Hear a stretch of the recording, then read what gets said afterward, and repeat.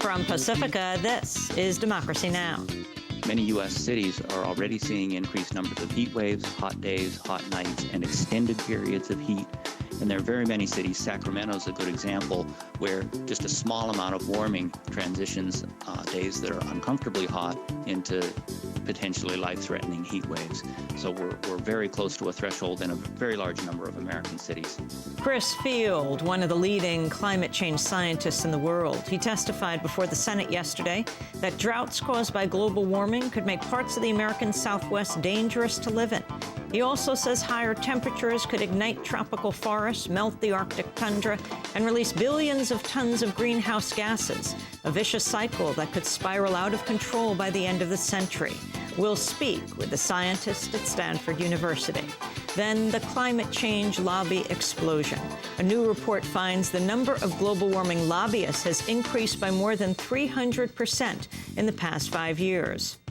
And we go from the halls of Washington to the grassroots. We'll speak with one of the youth climate activists organizing this weekend's Power Shift 09 climate conference in Washington, D.C. Thousands are expected to attend. And we'll talk to one of the organizers of a protest at a coal-fired plant that's being described as the largest act of civil disobedience against global warming in this country. All that and more coming up.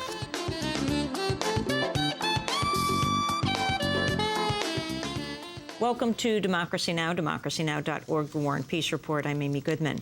President Obama is preparing to send a more than $3 trillion budget plan to Congress today. The budget will seek further tax increases on wealthy Americans to fund a 10-year, $634 billion proposal to expand health care for the uninsured. The plan would reduce the value of itemized tax deductions for Americans in the top tax bracket. The total amounts to half the estimated cost of bringing health care to every American. The other half would come through projected savings through cuts to Medicare programs. Obama's budget will also include a plan to collect billions of dollars in revenue from firms paying for emitting greenhouse gases. Other highlights of Obama's budget include a sharp reduction in funding for the nuclear waste dump Yucca Mountain in Nevada.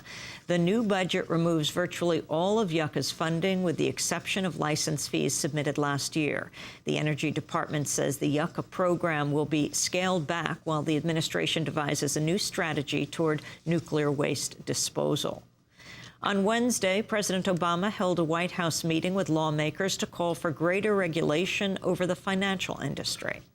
The choice we face is not between some oppressive government-run economy or a chaotic and unforgiving capitalism. Rather, strong financial markets require clear rules of the road, not to hinder financial institutions, but to protect consumers and investors, and ultimately to keep those financial institutions strong. Obama, meanwhile, also announced his new nominee for Commerce Secretary, former Washington Governor Gary Locke. We will harness the resources and the talent of the Department of Commerce to help you fulfill your commitment to the American people to build a stronger and more prosperous nation. I embrace this opportunity to serve you and the American people. Locke is Obama's third commerce pick, following former nominees New Mexico Governor Bill Richardson and Senator Judd Gregg withdrawing. Locke served 2 terms as Washington state governor, starting in 1997, when he became the nation's first Chinese-American governor. It requires clear rules of the road, not to hinder financial. Gary will be a trusted voice in my cabinet, a tireless advocate for our economic competitiveness, and an influential ambassador for American industry who will help us do everything we can, especially now, to promote our industry around the world. The Wall Street Journal is reporting the U.S. government's nearing a deal to increase its stake in the troubled bank Citigroup to as much as 40%. The U.S. has already poured $45 billion into Citigroup since last year. The deal is expected to be announced later today. CIA Director Leon Panetta's revealed the global financial crisis is now being tracked in the daily intelligence briefing prepared for President Obama. In his first news conference, Panetta said Obama's being briefed on how the financial crisis is unfolding and its effect on the stability of countries worldwide. Earlier this month, National Intelligence Director Dennis Blair said economic troubles have surpassed terrorism as the nation's top security threat.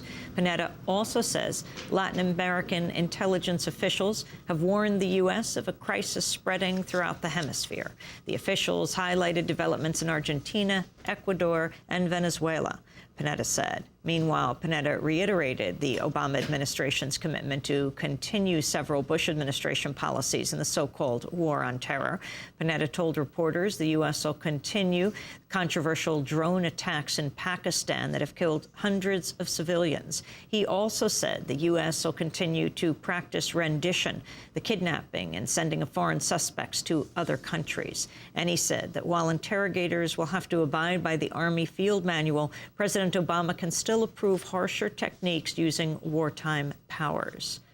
President Obama has nominated an arms control scholar to serve as the new chief weapons buyer at the Pentagon. Harvard professor Ashton Carter would oversee hundreds of billions of dollars in weapons spending. Carter has no professional ties to U.S. weapons manufacturers. He's in fact known for publicly criticizing the Pentagon for unnecessary procurements.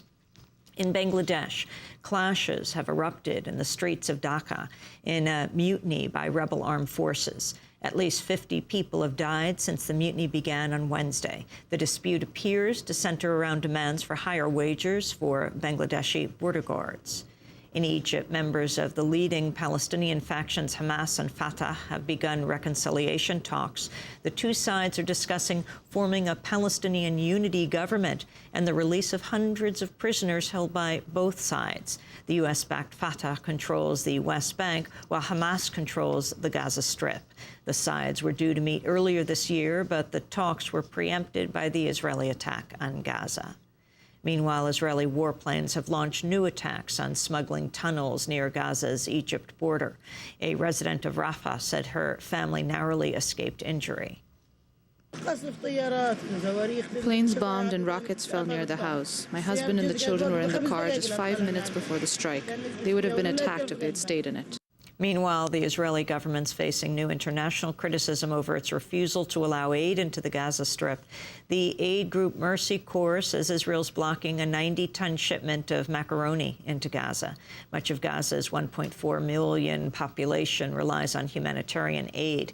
The U.S. is expected to pledge around $900 million for Gaza at a donors conference beginning on Monday. All the money would go to non-governmental organizations. Another attorney for Guantanamo prisoners is claiming conditions have worsened sharply since President Obama took office. Ahmed Ghapoor says Guantanamo guards are acting even more aggressively before Obama's year-long deadline to shut the prison down. Ghapoor said he's heard recent accounts of beatings, the dislocation of limbs, spraying of pepper spray into closed cells, applying pepper spray to toilet paper, and over-force-feeding hunger-striking prisoners. Other attorneys, including military lawyer Yvonne Bradley, have made similar claims since Obama ordered Guantanamo's closure. The video collective Eyewitness Video has taken initial steps to file a lawsuit for police harassment during the Republican National Convention in St. Paul last year. The video makers had traveled to the Twin Cities to document police misconduct during the RNC. Instead, they were forced to turn the cameras on themselves after police raided a home and an office where Eyewitness Video members were staying. The Washington, D.C.-based Partnership for Civil Justice Fund has filed a notice of claim on behalf of Eyewitness Video against the municipalities of St. Paul, Minneapolis, and Ramsey County. And President Obama honored the musician Stevie Wonder last night at a White House ceremony. Obama presented Wonder with the nation's highest honor for popular music, the Library of Congress Gershwin Award for Lifetime Achievement. Just like Michelle, it was Stevie's albums that I found, and his songs became the soundtrack of my youth. And through them, I found peace and inspiration, especially in difficult times. And I think it's fair to say that had I not been a Stevie Wonder fan, Michelle might not have dated me. we might not have married. So the fact that we agreed on Stevie was part of the essence of our courtship. And I'm not alone. Millions of people around the world have found similar comfort and joy in Stevie's music and his unique capacity to find hope in struggle and humanity in our common hardships. Stevie Wonder went on to perform several songs for President Obama and assembled guests. The ceremony was a long way from one of Wonder's most politically charged songs. His 1974 #1 hit, You Haven't Done Nothing, is known as a pointed criticism of then-President Richard Nixon, the Vietnam War, and Watergate.